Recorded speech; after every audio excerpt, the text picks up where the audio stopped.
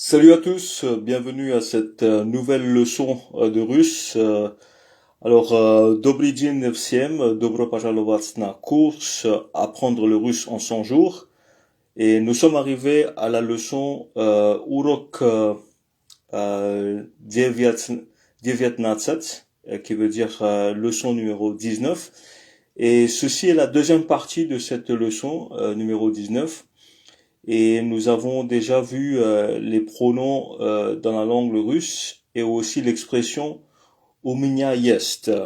Donc, nous avons aussi vu que le verbe иметь donc n'est pas très souvent employé et donc il y a des cas spécifiques pour lesquels nous employons ce verbe иметь. Donc communément nous employons у меня есть cette expression.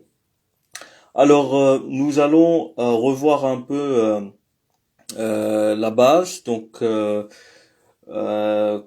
les pronoms dans la langue russe au cas nominatif ainsi qu'au cas génitif. Alors, si vous êtes prêts, если вы готовы, друзья, пойдемте. Donc, nous allons commencer si vous êtes prêts, chers amis. Alors, voilà un récapitulatif que je vais m'empresser de mettre à l'écran, qui va nous permettre de nous rappeler de cette expression. Donc, pour dire que nous avons quelque chose, pour parler de possession. Alors, voilà donc le texte. Donc, il y a quelque chose qui reste que je vais devoir enlever. Laissez-moi enlever tout et remettre. Voilà, très bien. Très bien, très bien. Ça va s'afficher dans un instant. Alors, pour le pronom je, c'est ya en russe, c'est ya. On sait ça déjà. Et aussi pour dire que j'ai quelque chose, en russe on a vu qu'il faut dire у меня есть. Et que меня c'est le pronom de la première personne au singulier. Et c'est au cas génitif dans ce cas-ci. Après la préposition ou, donc on dit меня, on ne dit pas ya. Donc j'ai, c'est у меня есть. Pour le pronom tu, donc la deuxième personne au singulier, donc c'est ti au nominatif. Et pour dire qu'on a quelque chose, donc tu as quelque chose plutôt, donc il faudra dire у тебя есть, у тебя есть. Alors tu deviens tibia au génitif. Et ensuite nous avons il, le pronom il, et au nominatif c'est on. Il c'est on. Et pour dire il a quelque chose, donc il faut dire u niego jest. U niego jest koi-что. Koi-что ça veut dire quelque chose. Koi-что. Alors elle c'est Anna et elle a c'est u niego jest. U niego, pardon. Pas niego mais u niego. U niego jest c'est elle a. Pour il a c'est u niego, mais pour elle a c'est u niego. Voilà, jest. Ensuite, nous avons le pronom, donc la première personne au pluriel, c'est nous, et c'est mi, nous c'est mi, et nous avons se dit u nas jest, u nas jest. Et pour vous, c'est vous c'est vous, et vous avez quelque chose, u vas jest koi-что. Voilà. Ensuite, nous avons la troisième personne au pluriel, il au pluriel, donc ILS et elle, E2LES, et c'est traduit comme Annie. Donc il y a un seul pronom pour désigner ILS et E2LES. Et donc pour dire que ils ont, alors on dit Annie, on ne dit pas Annie jest, on dit u nich jest. U nich jest. Toujours utiliser ou, ensuite le pronom au génitif avec le mot jest qui veut dire existe. Voilà. У меня есть, j'ai, у тебя есть, tu as, U nievo jest, il a. U niejo jest, elle a. U nas jest, nous avons. U was jest, vous avez. Et u nich jest, ils ont ou elles ont. Voilà, très bien. Donc nous avons revu tout cela. Maintenant, nous allons essayer de passer euh, à l'étape supérieure, c'est-à-dire à faire des exercices. Chers amis, donc le premier exercice qu'on va faire, c'est celui-ci, vote, упражнение. Alors, exercice numéro 1, упражнение номер 1, traduire en français. Alors, comment on traduit «У меня есть сестра»? «У меня есть» c'est j'ai, et qu'est-ce que ça veut dire «сестра»? «Сестра» ça veut dire c'est sœur. Ça veut dire sœur. Alors, «У меня есть сестра» c'est j'ai une sœur. Il n'y a pas d'article dans la langue russe. Alors, voilà pourquoi c'est «У меня есть сестра», j'ai une sœur.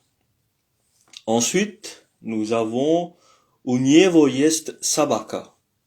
Alors, «У него» c'est il a, «У него есть» c'est il a, et «собака» c'est un chien. Donc, «У него есть собака», ça veut dire que il a un chien. Troisième maintenant.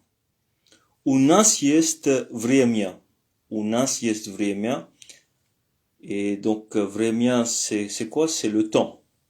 Et «У нас есть», c'est nous avons. Alors, nous avons du temps, puisque le temps n'est pas, comment dire, n'est pas une chose qu'on peut compter, alors on dit du temps. On ne dit pas j'ai un temps, mais on a du temps. Voilà. Et ensuite, nous avons numéro 4, comme numéro 4, «У тебя есть». «У тебя есть вопросы». «У тебя есть вопросы». Alors, c'est quoi вопросы? Вопрос, on sait, c'est une question. Et вопросы, c'est des questions. Alors, «У тебя» c'est quoi? «У тебя есть», c'est tu as. Alors, c'est une question. Comme vous pouvez le voir, il y a donc le point d'interrogation. Alors, «У тебя есть вопросы». «У тебя есть вопросы». Donc, est-ce que tu as des questions? Donc, ici, on est en train d'utiliser l'intonation pour marquer justement cette interrogation. «У тебя есть вопросы». Ensuite, cinquième et dernière phrase, c'est «У них есть». Non, «У них есть», c'est pas ça. «У них нет детей». Детей. Alors là, ça devient intéressant. Nous avons de la négation. Je veux dire, ils n'ont pas quoi? Donc c'est детей.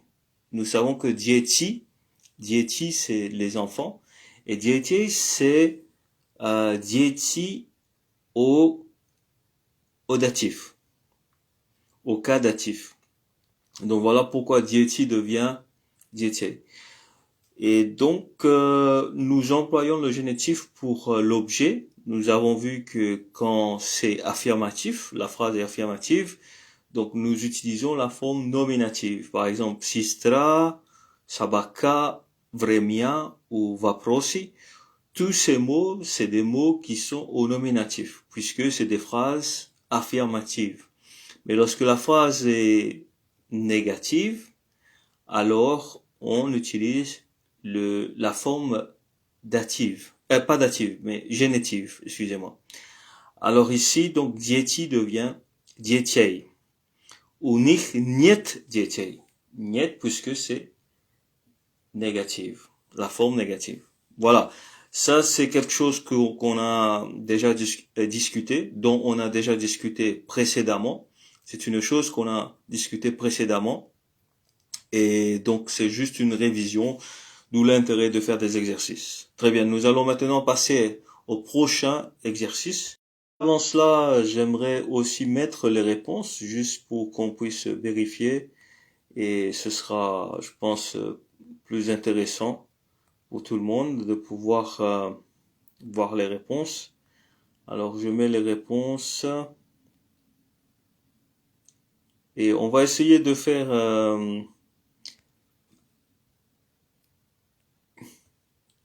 le reverse engineering, ce qui veut dire on va faire dans le sens inverse.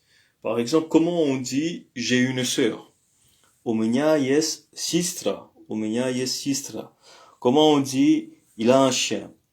Он, c'est pas on. C'est у него есть собака. У него есть собака. Alors pour nous avons du temps, comment est-ce qu'on dit nous avons du temps? У нас есть время. У нас есть время. Quatrième, as-tu des questions? У тебя есть вопросы? У тебя есть вопросы? Et finalement, pour la cinquième phrase, donc ils n'ont pas d'enfants. Alors, у них нет детей. У них нет детей. Voilà les amis, donc c'est comme cela qu'on utilise l'expression у меня есть, etc., etc. Et nous avons vu la forme affirmative, la forme interrogative et ainsi que la forme négative. Maintenant, poursuivre avec un autre exercice, toujours pour pratiquer cette expression.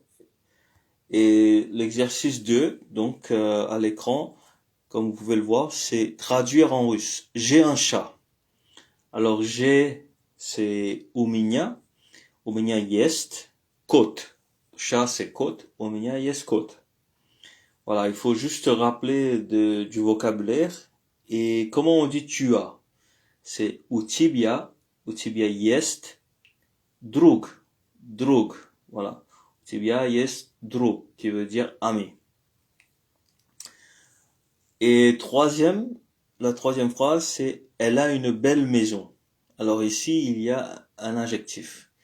On a vu précédemment, donc durant la précédente leçon, nous avons vu que c'est possible de mettre bien sûr un adjectif. Alors, est-ce que vous vous rappelez comment on dit belle? Красивая. Красивая. Et comment on dit maison? Maison, on dit dom. Dom. Alors ici, красивая c'est féminin, mais puisque maison en français est au féminin, mais en russe ce n'est pas au féminin. Alors il faudra dire красивый, красивый дом. Alors elle a une belle maison. У нее есть красивый дом. У нее есть красивый дом. Elle a une belle maison. Quatrième, nous n'avons pas d'argent. Alors ici, c'est la forme négative. La forme négative. Comment est-ce qu'on dit nous n'avons pas? Alors c'est у нас нет. У нас нет. У нас нет. Alors ici, il faut savoir comment déjà on dit argent et aussi comment on met argent à la forme génitive. Donc au génitif, comment est-ce qu'on va dire argent? Alors l'argent se dit деньги. Деньги. Деньги. Alors деньги, qu'est-ce que ça va devenir au génitif? Donc nous allons voir ça dans un instant. Donc у нас нет денег. On va voir comment on dit деньги au génitif dans un instant. Et la cinquième phrase, c'est est-ce que vous avez des frères? Donc ça, c'est une question, une interrogation. Alors comment on dit est-ce que vous avez des frères? Donc у вас есть. Et comment on dit frère au pluriel? Donc nous avons que brat c'est au pluriel, mais il y a trois façons de dire frère. frère au singulier, frère au pluriel, mais deux façons au pluriel, c'est possible de dire. Alors, excusez-moi pour donc il existe deux façons de dire où il existe deux formes pour dire frère en russe au pluriel. Alors vous avez brata et bra, je sais pas, c'est bratatiev, bratatov, je me rappelle pas. Alors on va voir ça tout de suite. Donc je vais vous mettre les réponses tout de suite, comme ça vous allez pouvoir mieux comprendre. Voilà, voilà.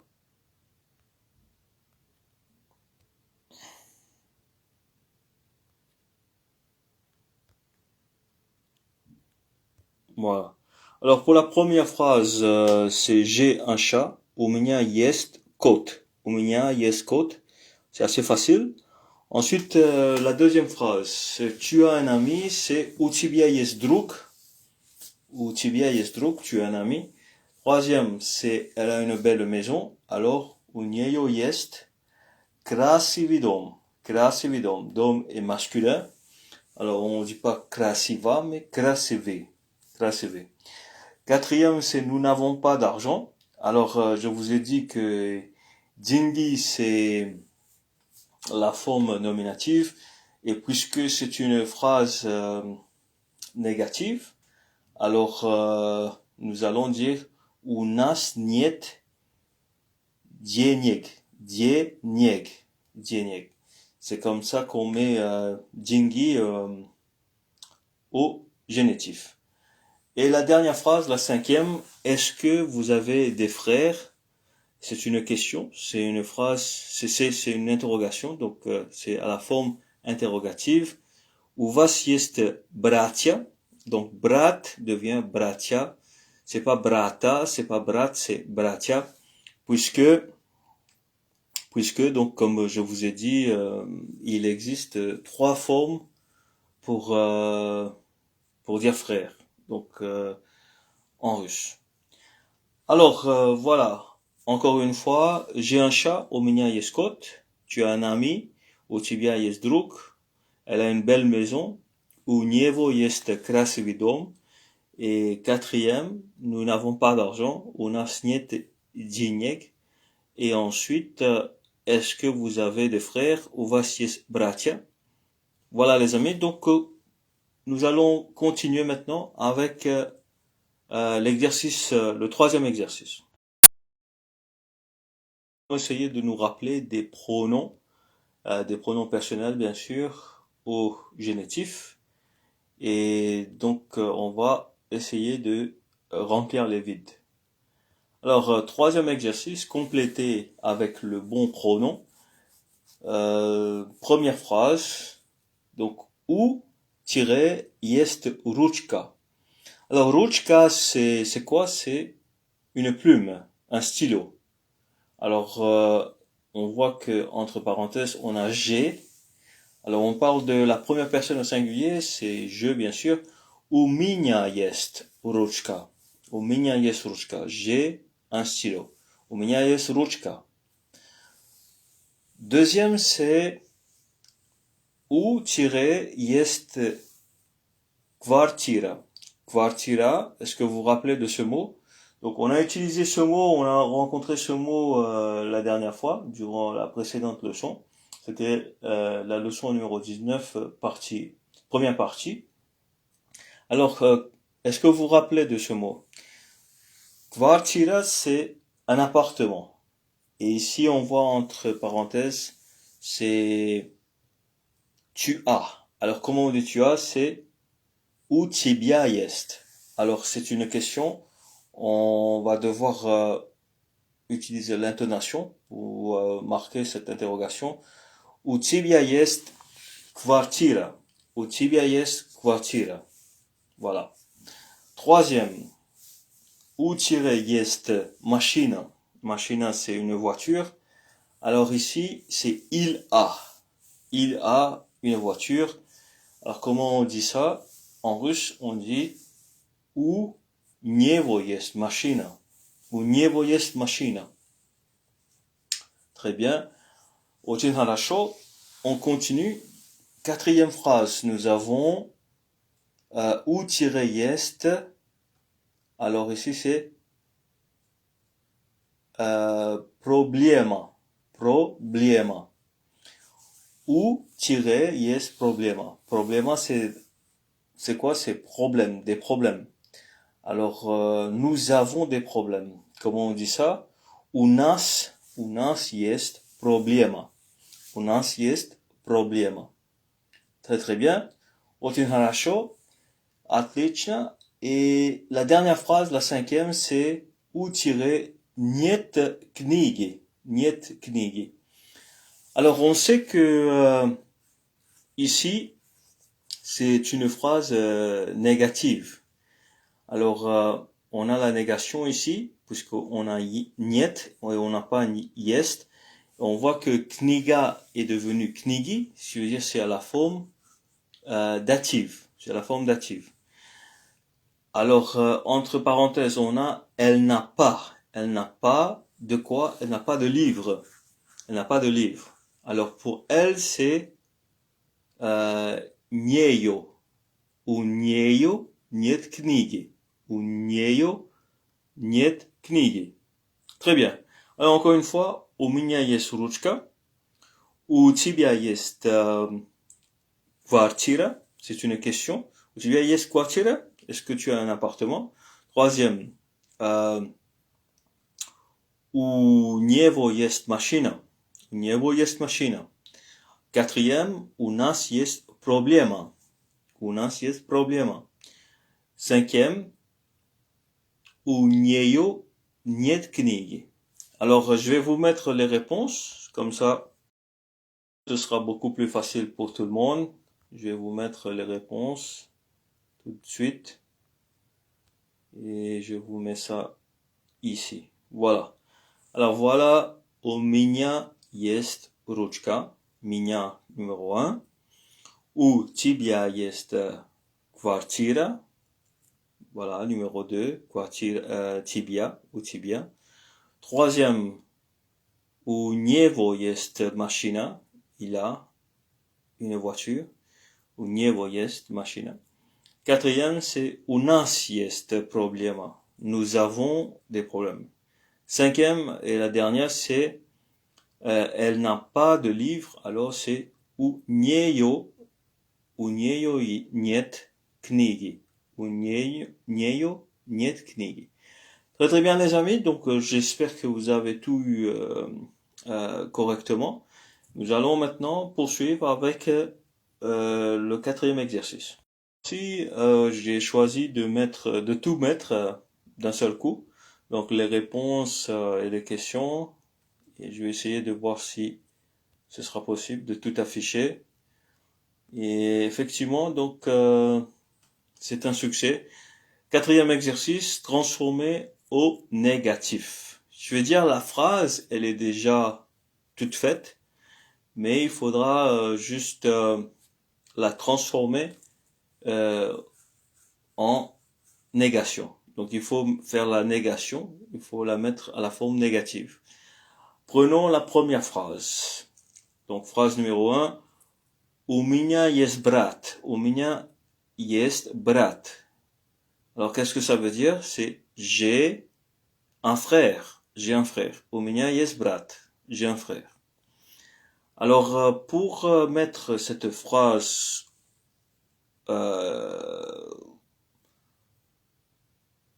la forme négative, donc il faut utiliser donc la forme génitive. У меня нет брата. У меня нет брата.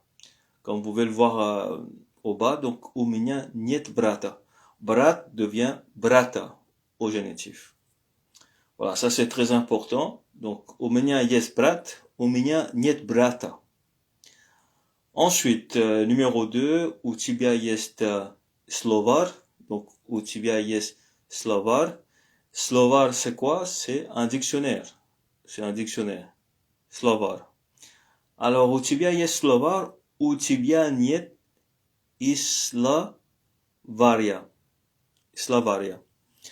Alors Slavaria, vous voyez que lorsqu'il y a donc le signe mou, miyaki znak, le signe mou à la fin, donc à la fin du mot, donc s'il y a donc le signe mou, il faut l'enlever et mettre la lettre ya, bukva ya. Et c'est comme ça qu'on met donc ces mots au génitif. Alors encore une fois, u тебя есть словарь, у тебя есть словарь, у тебя нет словаря. Словаря. Troisième, у него есть друг. У него есть друг. У него нет друга. Alors ici, on voit la forme négative, друг devient друга. Au génitif, toujours au génitif. Voilà. У него есть друг. У него нет друга. Quatrième phrase, у нас есть идея. У нас есть идея. Alors, qu'est-ce que ça veut dire idea? C'est une idée, bien sûr. On a une idée. Donc, у нас, c'est nous avons. Nous avons, у нас есть idea. Alors, à la forme négative, on a у нас нет идеи. У нас нет идеи. Alors, le ya, cette fois-ci, est transformé en i. Donc, très très important. Et c'est la forme à suivre. D'accord? Il y a des règles. Donc, comment transformer les mots donc du nominatif au génitif, dépendant de terminaisons, des genres, etc. Alors, cinquième phrase, u vas jest bilhete. U vas jest bilhete. C'est quoi bilhete? Bilhete, c'est des billets. Donc, tu as des tickets ou des billets. U vas, vous avez des billets. Alors, vous avez des billets, u vas jest bilhete, et à la forme négative, ça donne u vas niet biljetov. Vous voyez que la terminaison change de t à tov. U vas niet biljetov. U vas jest bilhete, u vas niet biljetov. Alors, très important, les amis, de connaître justement ce qu'on appelle les déclinaisons en russe, les déclinaisons. Donc, il faudra apprendre tout cela et ça va prendre du temps, mais si on apprend bien donc les règles, ça va pouvoir nous aider grandement. Alors, nous allons maintenant relire les phrases. У меня есть брат, у меня нет брата. У тебя есть словарь, у тебя нет словаря. У него есть друг, у него нет друга. У нас есть идея, у нас нет идеи. У вас есть билеты, у вас нет билетов. Voilà. Maintenant, donc, nous allons passer à la prochaine partie, si vous voulez bien. Bien, очень хорошо, друзья. On сейчас nous allons voir quelque chose de très important. Donc maintenant, nous allons voir quelque chose de très très important. Alors, le verbe iметь. Donc, le verbe iметь est le verbe russe qui signifie avoir. Le verbe avoir en russe, c'est iметь. Et comme je vous ai dit en début, donc en introduction, je vous ai dit que en russe, on n'utilise pas ce verbe. On l'utilise uniquement dans des circonstances ou dans des situations très particulières. Alors, nous allons maintenant parler de ça, justement. C'est un verbe du deuxième groupe et il est parfaitement régulier, c'est ce qui nous aide, donc ce qui nous sera beaucoup plus simple. Voilà. Alors, c'est un verbe du deuxième groupe et il est parfaitement régulier. Et nous allons maintenant essayer de conjuguer ce verbe imetь. Alors, avant de conjuguer ce verbe, le verbe imetь, donc je sais que nous n'avons pas étudié la conjugaison et les différents groupes de verbes de la langue russe, mais ce sera pour une prochaine fois, puisque ce que je voulais surtout,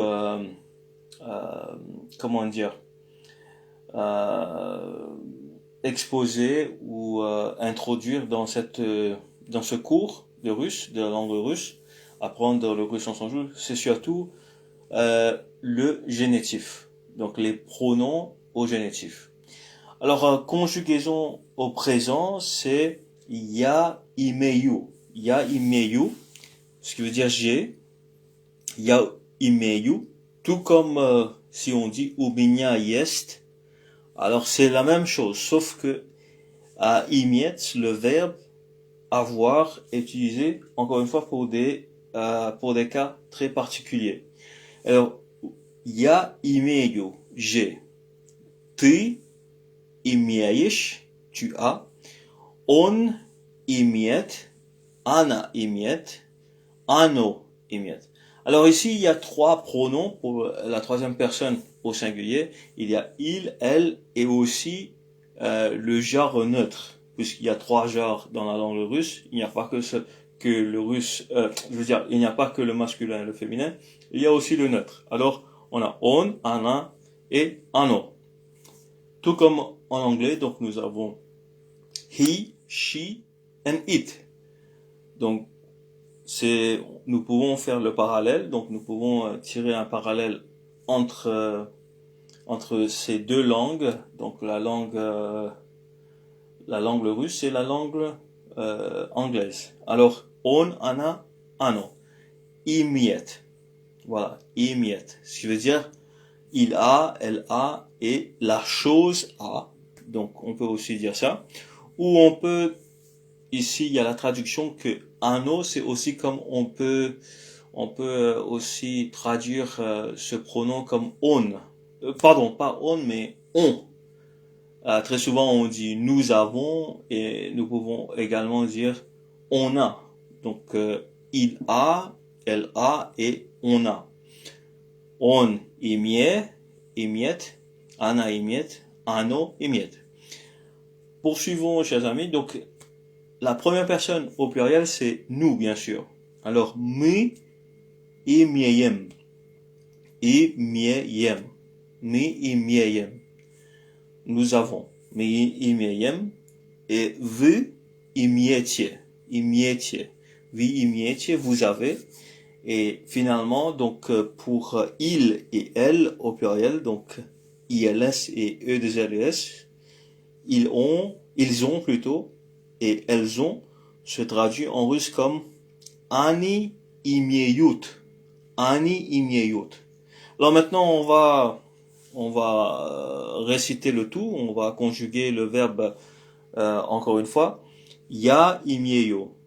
Ti imeyish. On imeyet. Ana imeyet. On, sorry. Donc là, je ne sais plus dans quelle langue il me faut parler. Donc, извините. Donc, извините, друзья. Donc, excusez-moi. Donc, on reprend. Я имею, j'ai. Ты имеешь, tu as. Он имеет, il a. Она имеет, elle a. Оно имеет, on a. Et ensuite, мы имеем, nous avons, мы имеем. Вы имеет, vous avez. Et они имеют. Они имеют. Ils ont, elles ont. Très bien, donc c'était la conjugaison au présent du verbe imetz, du verbe avoir. Maintenant, je vous invite à découvrir justement l'importance de ce verbe, puisque nous avons vu bien sûr l'expression o меня есть, kojto. Donc j'ai quelque chose en utilisant cette expression o меня, mais voyons justement l'usage et l'importance du verbe avoir dans la langue russe. Alors, premier point, c'est la signification de base. Comme avoir, il exprime la possession. Donc, comme le verbe avoir en français, donc imiet exprime la possession. Ya imieyu machino. Ya imieyu machino. J'ai une voiture. Alors, veuillez ici prendre note, chers amis. Faites bien attention. lorsque nous utilisons le verbe imiet, donc l'objet justement, l'objet possédé n'est pas à la forme nominative, comme si on utilisait l'expression omenia jest machina. Ici, ja imieju machinu.